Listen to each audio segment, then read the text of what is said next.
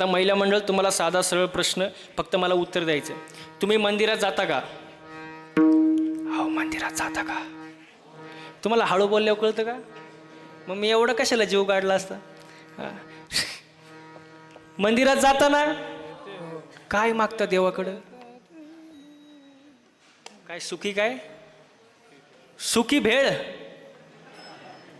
मला आवाज येऊ दे ना. सुखी काय? सुखी ठेव. कोणाला? देवाला, मला आणि बाकीच्यांना.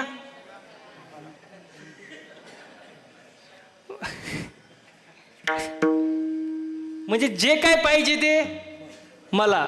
सुख मला, संपत्ती मला, ऐश्वर्य मला, संपत्ती मला, सगळं मला. बाकीच्याचं काही होऊ दे. दुसऱ्याची दाढी जळाली तरी चालेल, पण त्याच्यावर आपली बिडी पेटली पाहिजे. सगळ्यांचं भलं कर, पण सुरुवात माझ्यापासून कर. आपण स्वार्थी महाराज, आपलं मागणं स्वार्थी महाराज, आपला स्वार्थी पण आहे महाराज. हो, संतांचं तसं नसतं. संत जे मागतात ते समाजासाठी, जगाच्या कल्याणा, संतांच्या विभूती, देह कष्ट भीती, परोपकार,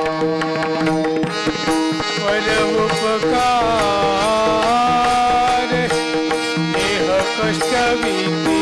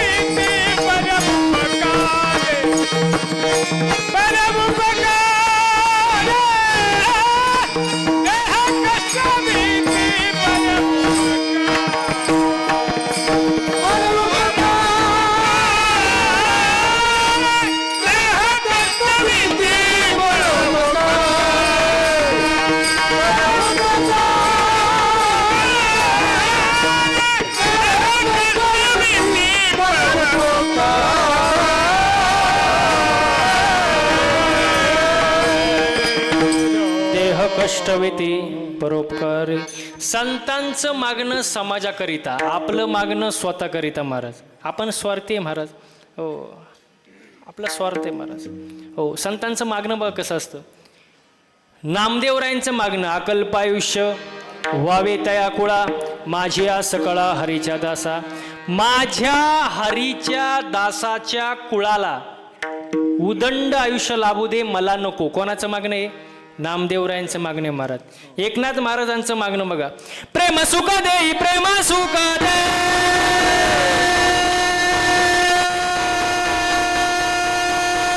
प्रेम सुख दे, प्रेम सुख दे, प्रेम सुख दे, प्रेम सुख दे, प्रेम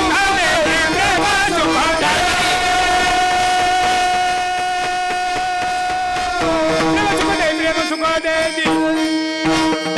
प्रेम सुख दे, प्रेम सुख दे.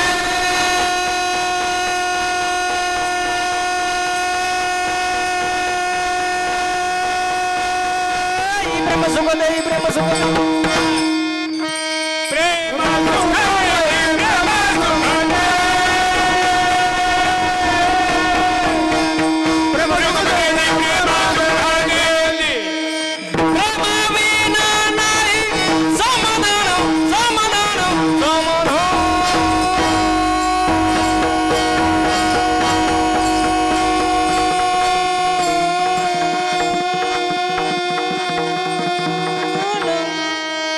प्रेम सुख दे, प्रेम सुख दे,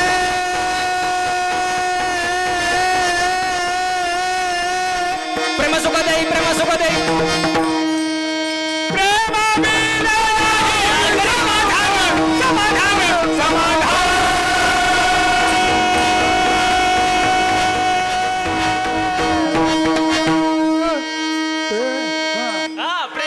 सुख दे प्रेम सुख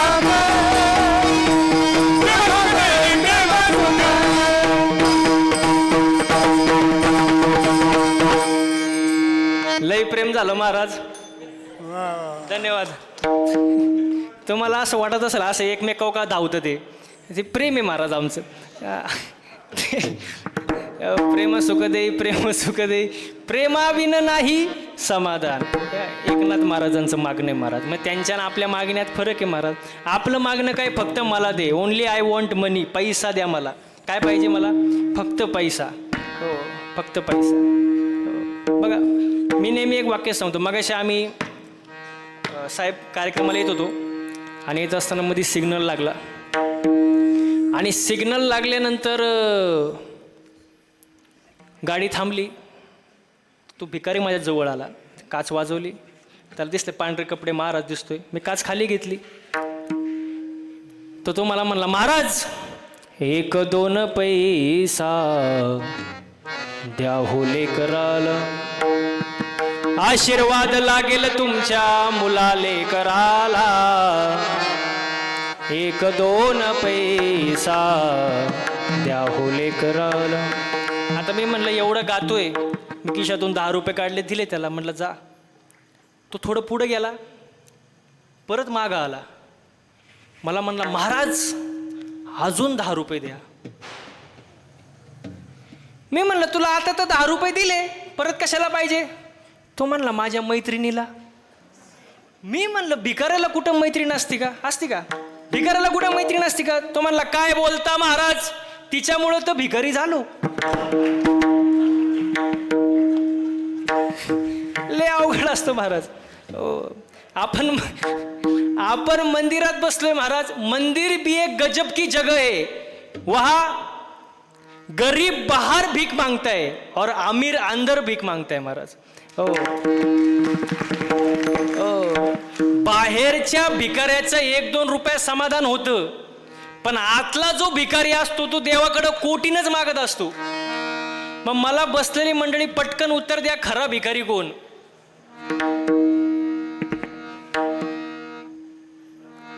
हा, आतला महाराज. भिकाऱ्यांचं लय अवघड काम. पण आता मी तुम्हाला पुरावा देतो. बघा, प्रकाश बाबा साठे यांचं शिव महापुराण कथा चालू येते महाराज. त्यांचं एक वाक्य आहे कीर्तनातलं. ते असं म्हणतात, महाराजांनी पुरावाशिवाय बोलू, बोला, महाराजांनी पुरावाशिवाय बोलू नाही. आणि जर पुरावा नसेल, महाराजच पुरावा. ज्याला कळलं नाही त्याने डबल महाप्रसाद.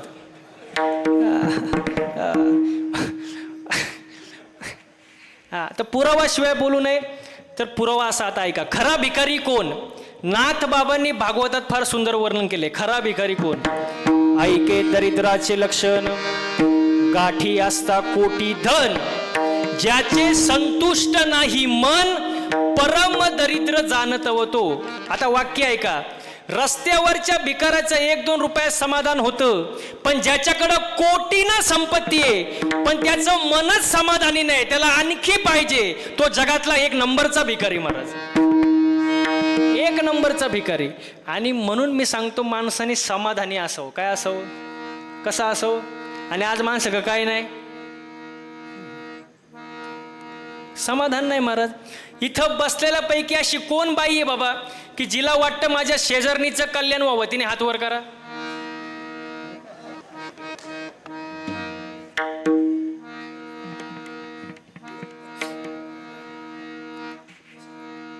माणूस समाधानी नाही महाराज. आणि ज्यांनी 1-2 जणांनी हात वर केला त्यांनी हात खाली घ्या, कारण बाकीच्यांना माहिती आहे तुमचा शेजार कोण आहे. माणूस दुसऱ्याचं चांगलं झालेलं पाहू शकत नाही. कलियुग आहे महाराज, पाहू शकत नाही. हो, बघा, मी नेहमी एक उदाहरण सांगतो. शेजारच्या माणसांनी नवीन इनोवा गाडी घेतली. शेजारच्या दारात नवीन इनोवा गाडी दिसली. याच्या छातीत चमक आली. बघता काय मायक मेलं. ते मेल्यानंतर बाकीचे म्हणले गाडी पाहुण्यांची होती. हे मेलं ना, घेणं न देणं. कारण काय नाही, त्याला समाधान नाही मला. समाधानी असावं महाराज. आणि मी नेहमी एक वाक्य सांगतो, एक वेळ माणसानी मळका असावं, मळका असावं पण जळकं नसावं. हो, मळ साफ होतो. आता लय पावडर आहे, सर्फ एक्सेल, टाईड, रिन, आला, घडी, वॉशिंग मशीन, सगळा मळ तुमचा साफ होणार. पण जो दुसऱ्यावर जळतो त्याची राग कधी होते त्याचं त्याला सुद्धा कळत नाही. माणसाने जळू नये, समाधानी असावं महाराज. आणि समाधान पाहिजे महाराज, हसलं पाहिजे महाराज, खुश राहिलं पाहिजे माणसाने. आता लोक हसत नाही. आता तर जाऊ दे आजच्या कीर्तनाचं, तशी माणसं हसत नाही. हसलं पाहिजे, कारण ज्याला हसता येतं त्याला 4 माणसात, साहेब, ज्याला हसतं त्याला 4 माणसात आणि गर्दीत ते म्हणतात गुस्त येतं. बरोबर आहे. हसलं पाहिजे माणसाने, आनंदात राहिलं पाहिजे महाराज. देवाची भक्ती केली पाहिजे, देवाचं नामस्मरण केलं पाहिजे, कारण मनुष्य जन्म सारखा नाही, तो फक्त एकदाच आहे. मग या जन्मात येऊन देवाची भक्ती जाणा महाराज, हेच अभंगाचं प्रथम चरण. जाने भक्तीचा जीवाला, जाने भक्तीचा जीवाला.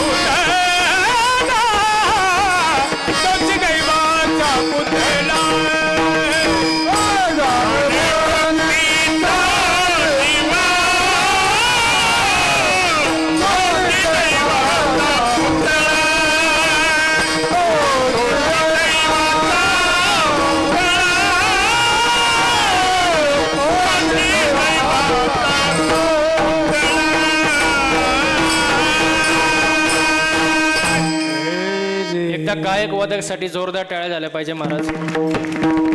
वा वा वा, सुंदर महाराज. मला सांगा बरं, गायन करणं सोपं आहे का? सोपं आहे का? नाही. मृदंग वाजवणं सोपं आहे का? त्याला घासावं लागतं महाराज. माझा मित्र होता, 8 वर्ष झाले आळंदीत. किती किती हो?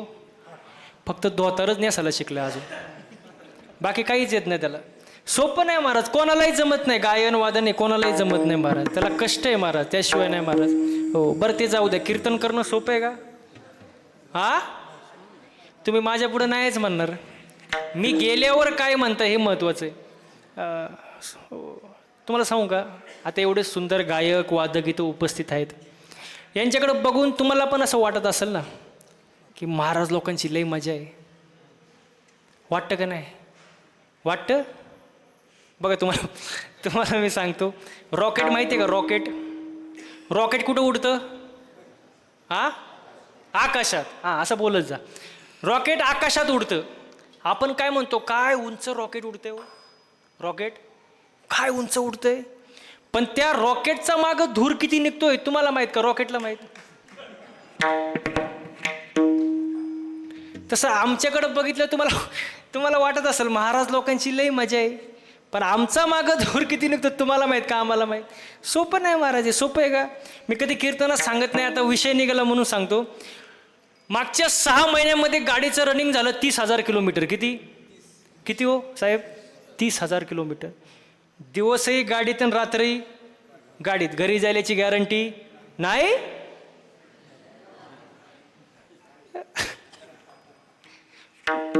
महिला मंडळ बटाटा कुकरमध्ये कसा शिजतो तसं आम्ही रोज गाडीमध्ये शिजतो सकाळ संध्याकाळ महाराज. हो.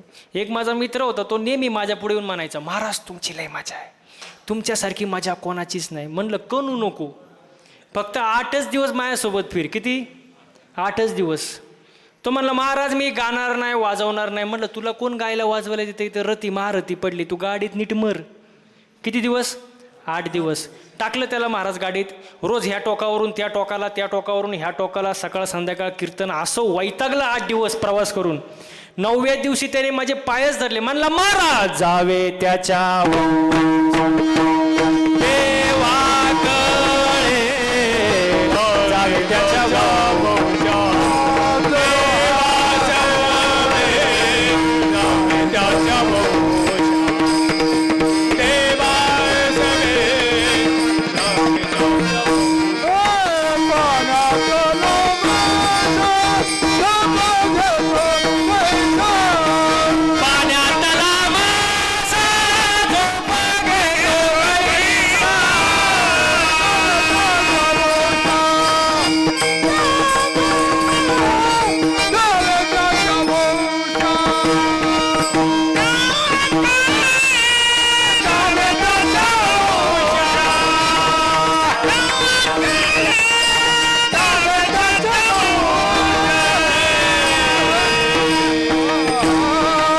देवाकडे, जावे त्याच्या तेव्हा कळे महाराज. सोपं नाही महाराज हे. म्हणून देवाची भक्ती करा, देवाचं नामस्मरण करा महाराज. हो, जिव्हाळा पाहिजे. काय पाहिजे? जिव्हाळा. हो, आणि ज्याचा जिव्हाळा आहे तो पुतळा कशाचा? दैवाचा. बरं, आपल्याकडं पुतळे भरपूर आहेत. आपल्याकडे पुतळे भरपूर आहेत ना. कधी हसती नाही, कधी रडती नाही. दिवसा पा तसेच, रात्री पा तसेच. कधी आरडा ओरड नाही, कधी बोंब नाही. एकदम निवांत महाराज. बरं, याच्या पण ते पुतळे कशाचे असतात? दगडाचे, लोखंडाचे. सोन्याचे ठेवायचेच नाही लोक. हां, पण ते दैवाचे का हो? ते दैवाचे पुतळे आहे का? नाही. दैवाचा कोण? ज्याच्या अंतःकरणात देवाविषयी जिव्हाळा आहे तो पुतळा कशाचा? दैवाचा महाराज. म्हणून जिव्हाळा फार महत्वाचा आहे. आता जिव्हाळा कसा असतो ऐका.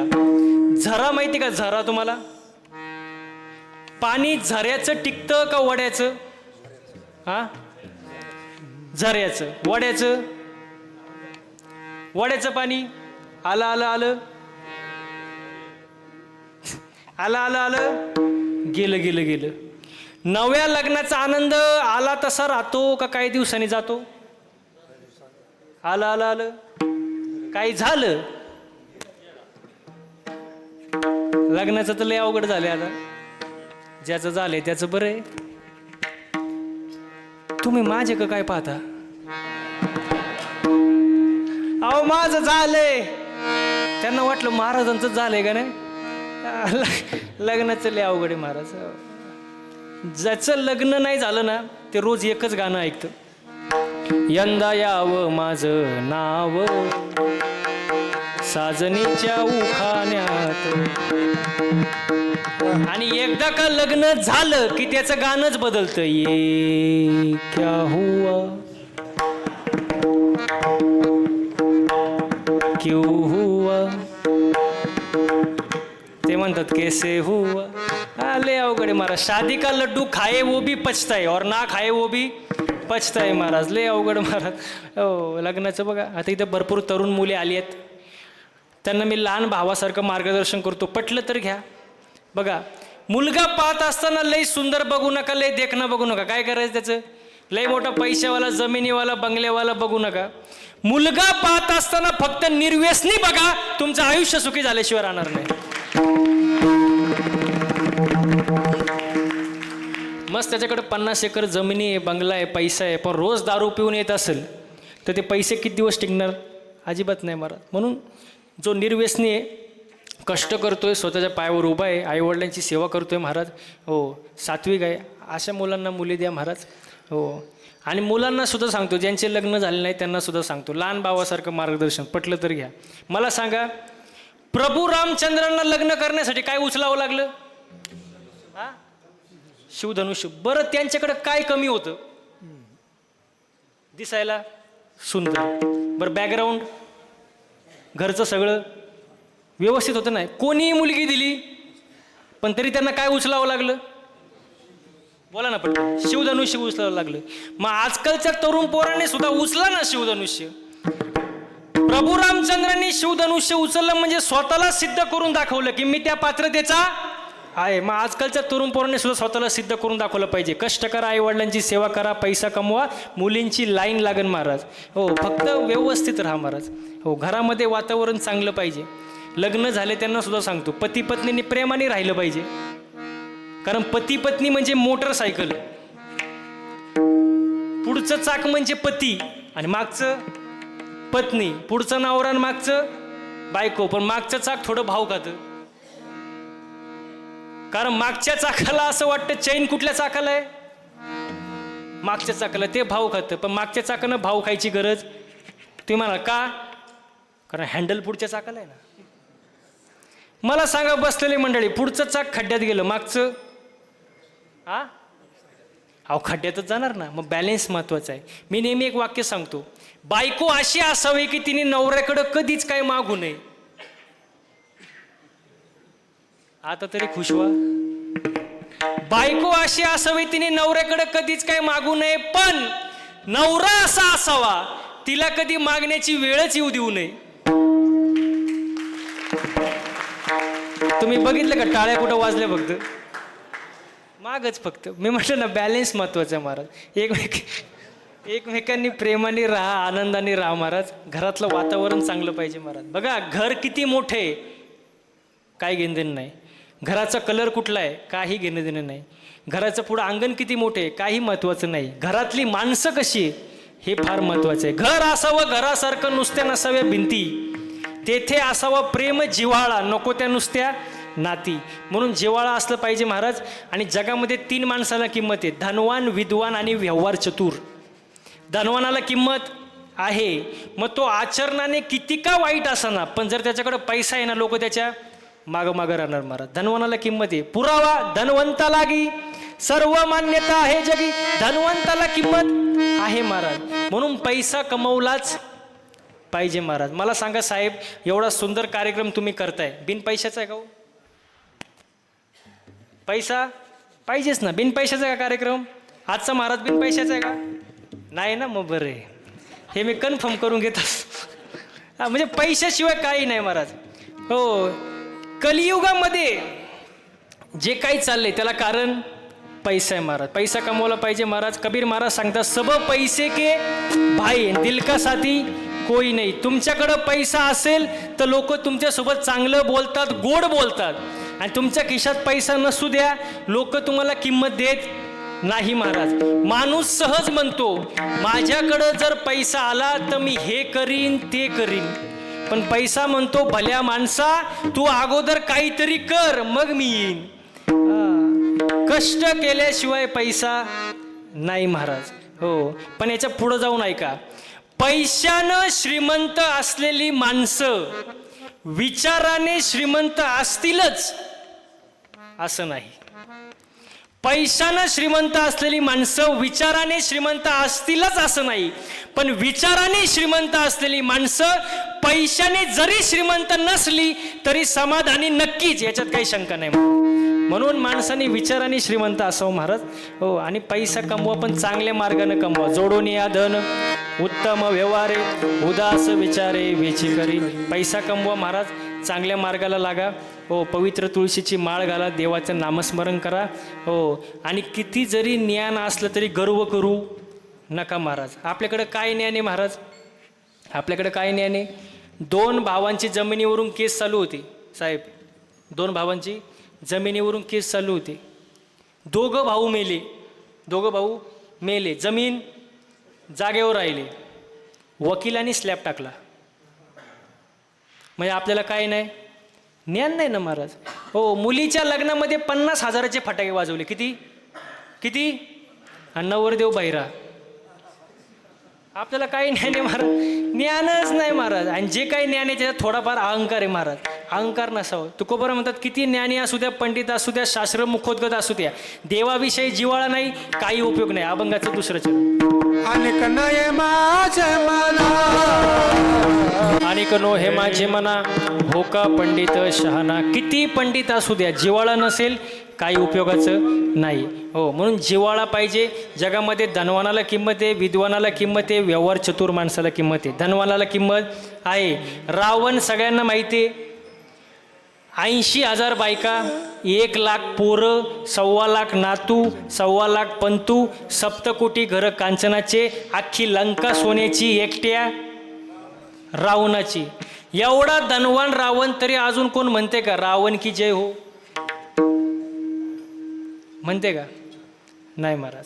बघा, जोपर्यंत रावणाच्या नगरीत विभीषण होता तोपर्यंत रावणाला कुठल्याच गोष्टीची कमतरता नव्हती. ज्या वेळेला रावणाच्या नगरीतून विभीषण गेला, लंकेचं वाटोळं झालं महाराज. याच्यातून शिकण्यासारखं एकच गोष्ट आहे की आपण इथं उभं आहे ते कोणाच्या तरी पुण्याईमुळं महाराज. हो, नाहीतर कोणी आपल्याला विचारत नाही. पुण्याई आहे कोणाची तरी, म्हणून आपण उभे आहे महाराज. म्हणून आपल्या माणसाची किंमत ठेवा, आपली माणसं ओळखायला शिका महाराज. हो, धनवानाला किंमत आहे, व्यवहार चतुर माणसाला किंमत आहे, आणि विद्वानाला किंमत आहे. विद्वानाला किंमत आहे, ज्ञानाला किंमत आहे. मला सांगा, पगार हा माणसाच्या ज्ञानावर आहे, बुद्धीवर आहे का तब्येतीवर? हा, कशावर आहे? बुद्धीवर आहे. तब्येतीवर जर पगार असता तर दांडग्यांना मोकार पगार असता, माझ्यासारखे मेले असते असेच. म्हणजे किंमत कशाला आहे? तुमच्याजवळ असणाऱ्या ज्ञानाला किंमत आहे, बुद्धीला किंमत आहे महाराज, विद्वानाला किंमत आहे महाराज. आणि जो व्यवहार चतुर आहे, ज्याला व्यवहार ज्ञान आहे, त्याला जगात किंमत आहे. पण ह्या तिन्ही गोष्टी जरी असल्या आणि देवाविषयी जिव्हाळा नसेल तर तुमचं काही कामाचं नाही. हो का पंडित शहाणा. किती शहाणा असन, जिव्हाळा नाही, काही उपयोग नाही महाराज. आता पुढं आहे का? मग काय पाहिजे? जिव्हाळा पाहिजे. समजा आजोबा घरी आले, समजा तुम्ही घरी आले, तुमचा नातू तुमच्याजवळ कधी येतो? काहीतरी गोळ्या तुम्ही त्याला आणल्या पाहिजे. जर तुम्ही त्याला गोळ्या आणल्या नाही तर तो तुम्हाला गोळ्या घालीन. जिव्हाळा पाहिजे ना. जिव्हाळा नसेल तर कोणी विचारत नाही महाराज. हे आजकालचं प्रेम वेगळं आहे महाराज. प्रेम वेगळं, जिव्हाळा वेगळं. प्रेमाच्या गप्पा कोणी मारत नाही महाराज. आणि आजकालचं प्रेम लय वेगळं महाराज. असंच एक नवीन पोरग प्रेमात पडलं, वाक्य आहे का? नवीन पोरग प्रेमात पडलं आणि त्याने आपल्या गर्लफ्रेंडला मेसेज केला, प्रियसीला मेसेज केला, हसत असशील तर हसू पाठव. बघा बरं का, ते आपल्याला जमणार नाही त्यांचं बोलणं.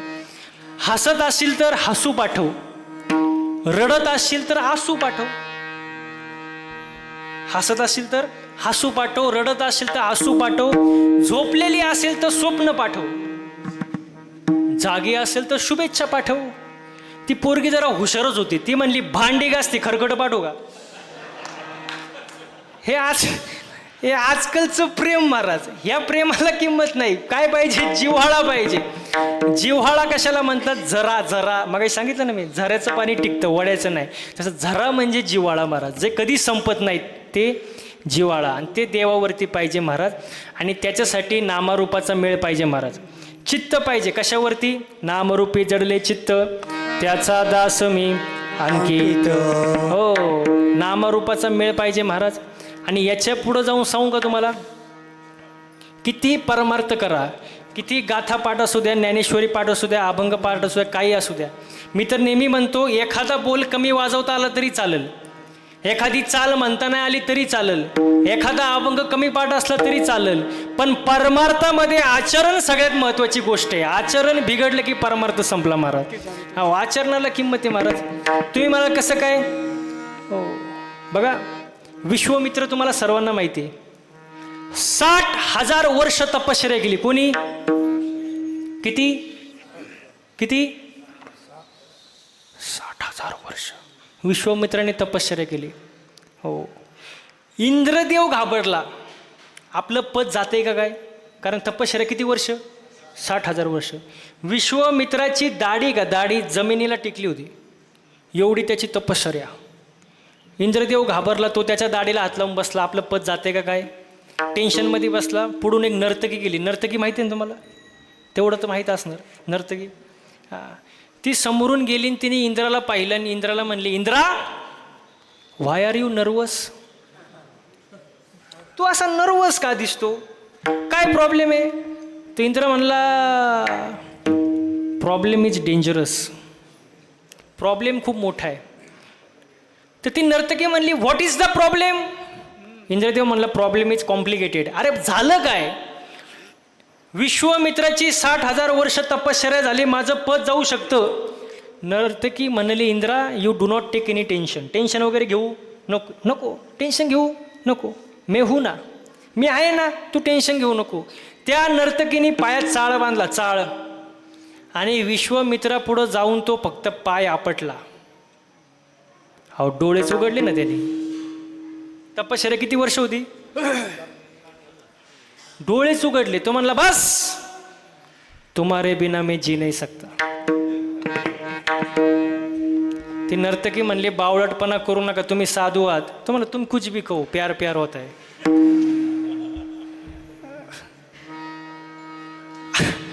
अहो विश्वामित्र एवढा तिच्या मागं पागल झाला, तिच्या मागं कुत्राहून हिंडला. विश्वामित्र तपया खानी, कुत्रा होऊनी हिंडे वनी, ऐसे बुलले थोर तेथ जीव किती पामर. सांगण्याचं तात्पर्य, किती मोठा पंडित असू द्या, ज्ञानी असू द्या, गाथापाठ असू द्या, पण तुमचं आचरण बिघडलं की सगळं शून्य होऊन जातं. म्हणून परमार्थात आचरणाला किंमत आहे. विठाला विठाला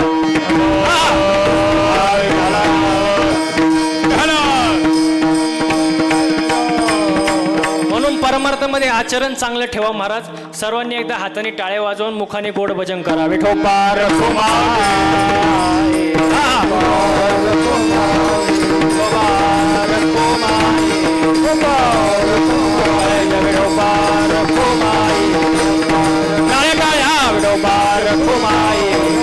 हरी जय जय गोपाल रखुमाई, जय जय गोपाल रखुमाई, जय जय गोपाल रखुमाई.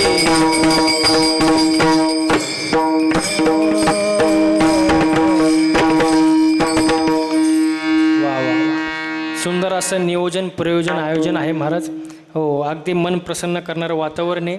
आजचा कार्यक्रम हे लातूरमध्ये चालू आहे असं वाटतच नाही महाराज. आजचा कार्यक्रम जणू काय पंढरपूरच्या वाळवंटात चालू आहे अशी भावना आहे महाराज. एवढं सुंदर नियोजन आहे, सुंदर वातावरण आहे महाराज. हो, इथं आनंद घेतला पाहिजे महाराज. इथं गाये नाचे उडे, आपुल्या छंदे मनाच्या आनंदे. हो, इथं नाचलं पाहिजे. नाचू कीर्तनाचे रंगी, ज्ञानदीप लावू जगी. म्हणून इथं आनंदात राहिलं पाहिजे महाराज. आपण कुठं नाचतो, कुठं आनंद घेतोय तुमचं तुम्हाला माहिती महाराज. पण इथं नाचता नाचता गळाला देवाचा पितांबर, इथं आनंद घेतला पाहिजे महाराज. सुंदर असं वातावरण आहे महाराज. आणि मनुष्यजन्म यासाठीच मिळाला आहे महाराज. एकतर मिळत नाही, नशिबाने मिळाला आहे. आणि मग मिळाल्यानंतर देवाची भक्ती केली पाहिजे ना. माणसाचं कर्म चांगलं पाहिजे. हो, माणसाने चांगलं बोललं पाहिजे, चांगलं राहिलं पाहिजे. माणसाचं चालणं, बोलणं, राहणं, उठणं, बसणं, वागणं याच्यात बदल झाला पाहिजे, तेव्हा परमार्थ होत असतो महाराज. हो, आपल्याला बोलायचं कळत नाही महाराज. हो, मी एकदा कीर्तन झालं, मी खुर्चीवर बसलो, एक जण माझ्या जवळ आला. त्याने खिशातून 500 रुपयाची नोट काढली आणि माझ्या पायावर ठेवली. मी म्हणलं, बाबा हे कशासाठी. तो म्हणतो, महाराज ही नोट कुठंच चालत नव्हती. म्हणलं, कुठंच चालत नाही, ती इथं चालन का. म्हणजे माणसाला बोलायचं कळत नाही महाराज. नीट चांगलं बोललं पाहिजे महाराज. हो, बघा माणसाची जी वाणी आहे ना ती चांगली असावी. साच आणि मवाळ मितले जैसे रसाळ, शब्द जैसे कल्लोळ अमृताचे, वेची ते वचन जेणे राहे समाधान. माणसाच्या बोलण्यानं समोरच्याला समाधान मिळलं पाहिजे, असं माणसाचं बोलणं पाहिजे. आणि रागात तर माणूस काहीही बोलून जातो महाराज. मी ते नेहमी सांगतो, राग आल्यानंतर शिव्या द्यायला ताकद लागत नाही. राग आल्यानंतर आरडाओरडा करायला ताकद लागत नाही. राग आल्यानंतर मारामारी करायला ताकद लागत नाही. राग आल्यानंतर खरी जी ताकद लागते ती शांत बसायला. हो, बघा, हो, शब्द निघतात हृदयातून पण अर्थ निघतात डोक्यातून. म्हणून माणसाने जरा विचार करून बोललं पाहिजे महाराज. एकतर बोलूच नाही, पण बोलायच्या अगोदर 100 वेळा विचार केला पाहिजे. आणि मग बोललं पाहिजे महाराज. मी एका ठिकाणी असं वाचलंय, पुरुष एका कानाने ऐकतो आणि दुसऱ्या कानानं पुरुष एका कानानं ऐकतो आणि दुसऱ्या कानानं सोडून देतो, आणि महिला मंडळ दोन्ही कानानं ऐकतात आणि तोंडाने सोडून देतात. त्यांना एखादी गोष्ट कळावी महाराज, जोपर्यंत 10-5 बायांना ते सांगत नाही त्यांचं मन भरत नाही. आणि प्रत्येक बाईला सांगताना एकच वाक्य बोलणार, तू ये म्हणून कोणाला सांगू, ऐका गावाला सांगत सुट्टी महाराज. हो बघा, बोललं पाहिजे, पण जिथं बोलायची गरज नाही तिथं मौन राखता आलं पाहिजे, आणि ज्याला मौन राखता येतो तोच खरा शहाणा महाराज. म्हणून चांगलं बोललं पाहिजे, चांगलं वागलं पाहिजे. कधी कधी आपण कीर्तनात एक वाक्य बोलतो, लोक वेगळाच अर्थ घेतात. मी माझा मुंबईला कार्यक्रम होता, मी कीर्तनात बोललो, जसं पेराल तसं, जे पेराल ते उगवेल, त्याला प्रमाण आहे बाबा. शुद्ध बीजा पोटीन, फळे रसाळ गोमटीन. हो, मी कीर्तनात बोललो, कीर्तन झालं, मी बसलो, एक जण माझ्या जवळ आला, मला म्हणला, महाराज तुम्ही हे बोललेच का? मी म्हणलं काय बोललो? तुम्हाला जे पेराल ते उगवेल. तुम्हाला साप चुकीचं आहे. म्हणलं झालं काय? तो म्हणला, समजा आपण शेंगदाणा पेरला, ते टरफालं वरचं आलं कुठून? जे पेराल ते. अरे मी म्हणलं त्याच्या आत शेंगदाणा आहे ना. तो म्हणतो नाही नाही नाही नाही, जे पेराल ते. अहो माझी अकलच बंद झाली. म्हणलं आता करावं तरी काय? पण मी त्याला म्हणलं, मी हुशार, मी म्हणलं तुला उत्तर पाहिजे ना, फुकट नाही देणार, मला घरी चहा प्यायला ने. नेलं महाराज त्याने घरी चहा प्यायला. त्याला म्हणलं फक्त चहा दे, बाकी काही देऊ नको. त्याने कपात चहा आणला. म्हणलं फक्त चहा.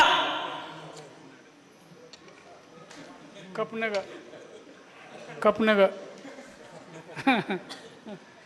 तो म्हणला महाराज फक्त चहाच आणलाय, खारी टोस्ट बटर बिस्किट नाही. अरे म्हणलं फक्त चहा, कप.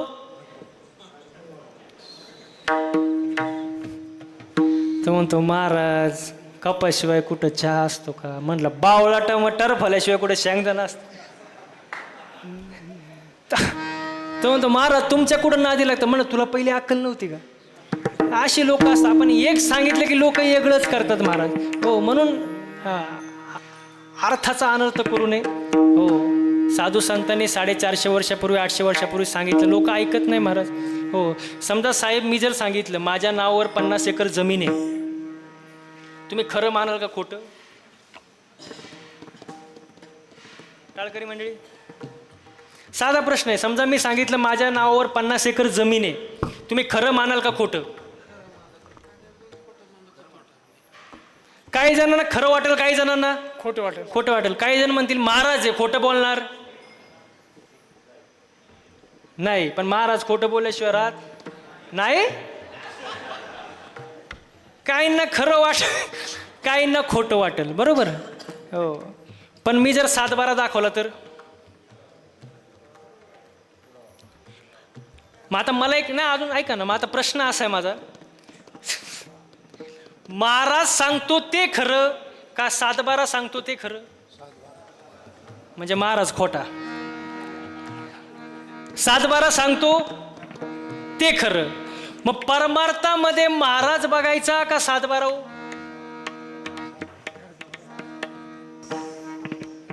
सोपा प्रश्न आहे का नाही? परमार्थात महाराज बघायचा का 7-12? महाराज कीर्तनात 2 तास सांगतो, ठीक आहे, पण नेमकं ते खरं सांगतो का नाही घरी जाऊन उचकायला पाहिजे. ज्ञानेश्वरी, तुकाराम गाथा, भागवत हे आपल्या 7-12 आहे महाराज. हो, त्याला प्रमाण आहे, पुराव्याशिवाय बोलत नाही. पहावे पुराणी विचारोने, तुका म्हणे नाही विश्वास जमने, पहावे पुराणी विचारोने. विश्वास नसेल तर पुराणाला विचारून बघा, तुकोबर आहे म्हणतात महाराज. हो, म्हणून विश्वास पाहिजे महाराज, संतांच्या वचनावर विश्वास पाहिजे. हो, देवावरती विश्वास पाहिजे, देवावरती श्रद्धा पाहिजे, माणसाचं आचरण चांगलं पाहिजे, चांगलं बोललं पाहिजे, संगत चांगली ठेवली पाहिजे महाराज. जीवनामध्ये संगत फार महत्त्वाची, संगत आणि पंगत चांगली असावी माणसाची.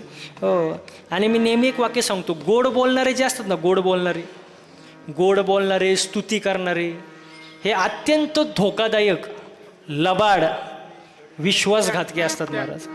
हो, ते आपल्याच खांद्यावर हात ठेवून आपल्यालाच खांदा देण्याचे षडयंत्र रचत असतात महाराज.